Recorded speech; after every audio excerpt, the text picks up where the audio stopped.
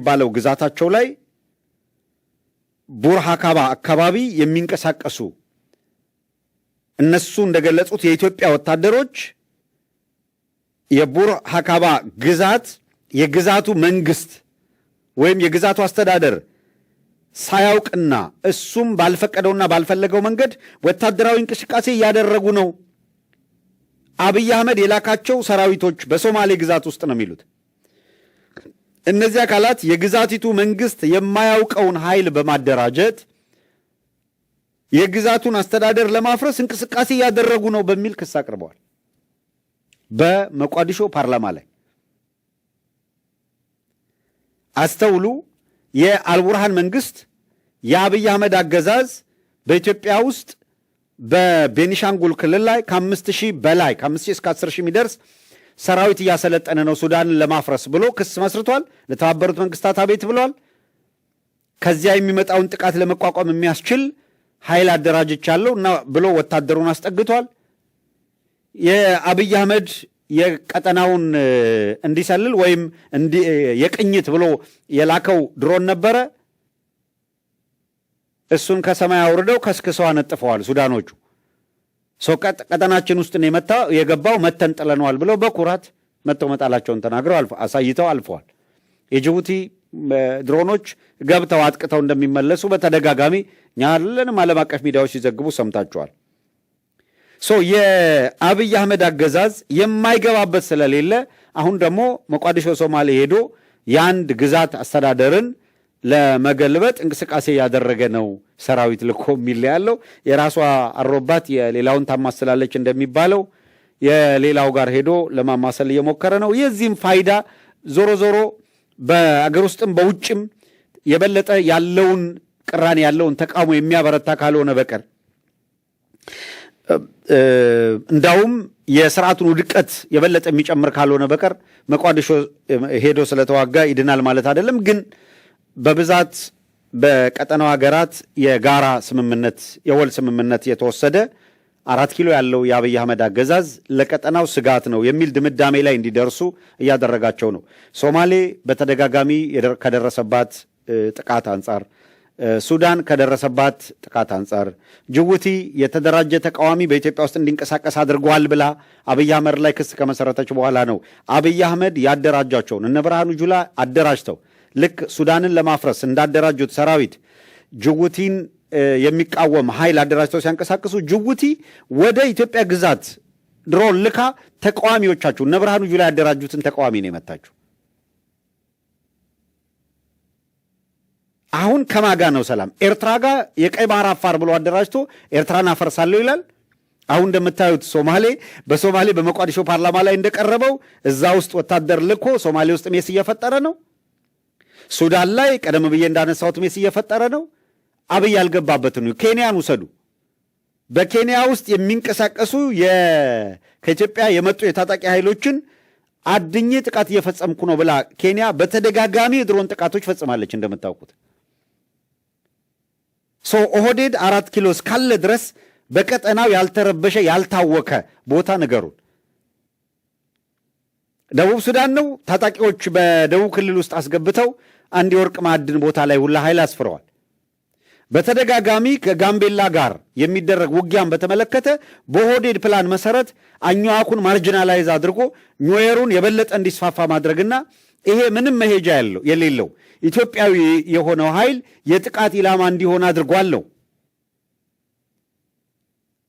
ደቡብ ሱዳን ያለው ጎሳ ዩጋንዳ ካለው ጎሳ ጋር የተመሳሳይነት ያላቸው ጎሳዎች በመሆኑ የደቡብ ሱዳንና ጋምቤላ ጋር የሚደረጉ የውጊያ እንቅስቃሴዎችን ዩጋንዳ በተደጋጋሚ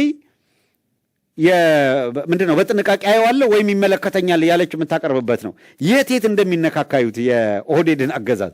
ከዛ ወደ ሀገር ውስጥ መለስ ስትሉ ከትግራይ ጋር የላቀ በቃ የለየለት ጦርነት የማድረግ እንቅስቃሴ ዝግጅት አለ። መቼ ይገነፍናል ነው እንጂ ሁሉም አካላት በዚያም በዚህም ነገሮች መቼ ይጀምራሉ የሚለው ነው ምንድነው ለይቶ ያልበጣው። ከኤርትራ ጋር ያለው እንቅስቃሴም ተመሳሳይ ሌላ ጦርነት የሚያመጣ እንቅስቃሴ ወሰደ። ይሄንን የጦርነት እንቅስቃሴ ለመግታት ህብረተሰቡ የአብይ አህመድን ጦረኛ ፖሊሲ ወደ መቃወም ከተሸጋገረና በጦርነት የሚመጣ ለውጥ የለም ብሎ እምቢ ለጦርነት ማለት እስካልቻለ ድረስ ዘላቂነት ያለው የጦርነት አውድማ አድርጎ ይቀጥላል ነው። በሀገር ውስጥ ተከታተል። አሁንም ትግራይ ጋር አለ፣ አማራ ጋር ያልተቋረጠ የ3 ዓመት ጦርነት አለ። ኦሮሚያ ውስጥ እንደምታውቁት ጦርነት አለ። እዚያም የአብይ አህመድ አገዛዝ ለአጠቃላይ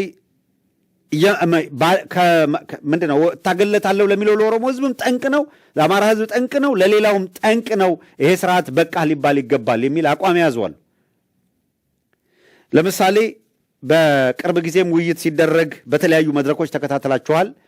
የኦሮሞ የፖለቲካ ኃይል ከሆኑት መካከል በጣም ምንድን ነው ቦልድ የሚታወቁ በግለሰብ ደረጃም ያሉ በድርጅትም ደረጃ ካሉት መካከል የአብይ አህመድ አገዛዝም በተቀናጀ ሁኔታ በተባበረ ሁኔታ እንዲለወጥ ስርዓታዊ ለውጥ በኢትዮጵያም እንዲመጣ መነጋገር እንጀምር የሚል አቋም ያላቸው አካላት በተለያየ መንገድ እያንጸባረቁ እንደሆነ ይታወቃል። በዚያው በተቃዋሚ ውስጥም ሆነው ደግሞ የለም የአብይ አህመድ መቆየት ስልጣን በብሔረሰብ ደረጃ በወል በእኛ እጅ ይቆያል ብለው ደግሞ የሚያስቡ አካላት አሉ። እነዛ ደግሞ ለአብይ አህመድ ባክቦን ሆኖ መቀጠል ይፈልጋሉ። በውጭ እንኳን ያለው ከኦሮሞ ፖለቲካ ኃይሎች መካከል በኦሮሞ የፖለቲካ ኃይሎች መካከል በተፈጠረው መከፋፈል የተወሰነው ኃይል የለም ከቀሪው የኢትዮጵያ ኃይሎች ጋር በመሆን በኢትዮጵያ ውስጥ ሁሉንም ማዕከል ያደረገ የህዝብ አስተዳደር እንዲመሰረት ማድረግና ዴሞክራሲያዊ የእኩልነት አገር እንድትሆን ማድረግ ካልተቻለ መጠፋፋት ነው የሚሆነው። ይሄ አሁን እና አብይ አህመድ እየሄዱበት ያለው የተረኝነት መንገድ ሂዶ ህወሓት የገጠመውን አይነት ውድቀት የሚያመጣ ነው። ከዛኛው ተመረን ከሆነ ይሄንን በጊዜ መግታት አለብን የሚል አቋም የሚያራምድ ያለ፣ ቅድም እንዳልኩት ደግሞ የለም ብሎ ከስርዓቱ ጋር ተጣብቆ ሌላውን እየተዋጋ መቀጠል የሚፈልግ አለ። ይሄ ወደ ምን እያመራ ነው ነው ዋናው ነገር። እነዚህ የተበታተኑ ኃይሎች በዚህም በዛም ስምሪት በወሰዱበት በዚህ ወቅት አብይ አህመድ እኔ እንደው በጣም ሆይ ሆይ የሚሉት የአማካሪዎቹ ዳንኤል ክብረት ዳኛቸው ምናምን ናቸው አይደለም። ሆይ ሆይ ብለው ቶሎ የማይቀር ከሆነ የቀበጡለት ሞት አይገኝም ነው። ቅብጠቱን ዘሎ ገብቶ እንዳለፈው ጊዜ እንደው በሆነ መንገድ ተመልሼ እወጣለሁ እንዲህ አድርጌ ይሄን አደርጋለሁ ብሎ አስቦ ከሆነ ግቢና ሞክሪው ነው። ምስጥ ያነኩረሻል። ገብቶ እንዲሞክረው እድል መስጠት ነው።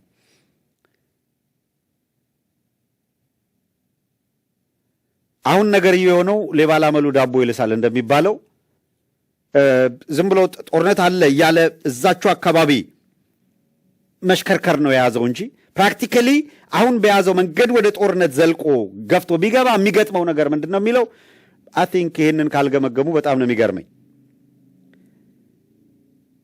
በትግራይ በሁሉም ቦታ ትግራይ ውስጥ በሚገኙ ሁሉም ባንኮች የኤቲኤም አገልግሎት ምንም አይነት ግልጋሎት እንዳይሰጥ በቀጥታ መመሪያ ከአብይ አህመድ ከተሰጠ በኋላ ትግራይ ላይ ሁሉም ባንኮች የኤቲኤም አገልግሎት አቁመዋል። አንድ ብሉ። ሁለተኛው ኦልሞስት ባለፈው አንድ ወር በትግራይ ማንኛውም ዜጋ ከባንክ ሂዶ ፎርም ሞልቶ ኤቲኤምን እርሱት፣ ኤቲኤም የሚባል አገልግሎት ጠቅላላ ቆሟል በትእዛዝ። ባንክ ሂዶ ገንዘብ ለማውጣት ማክሲመም የሚፈቀደው በቀን ውስጥ 500 ብር ነው። አሁን 500 ብር ምን ይገዛል ብላችሁ ውሰዱ። 1 ሊትር ነዳጅ ስንት ገባን የተባለው? 1000 ምናምን ብር አይደል የተባለ ያለው?